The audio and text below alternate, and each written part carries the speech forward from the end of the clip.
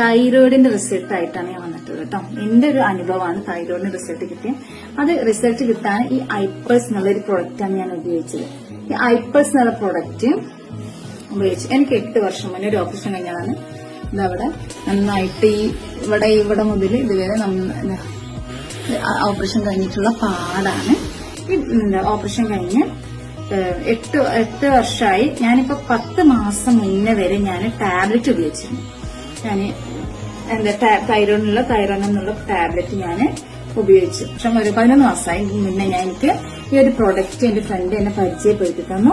അപ്പൊ ഞാൻ എന്ത് ചെയ്തു, ഞാൻ ഈ ഒരു പ്രൊഡക്റ്റ് ഉപയോഗിച്ചു. ഫസ്റ്റ് ഒരു പ്രൊഡക്റ്റ് ഉപയോഗിച്ചപ്പോൾ എനിക്ക് നല്ല റിസൾട്ട് കിട്ടി.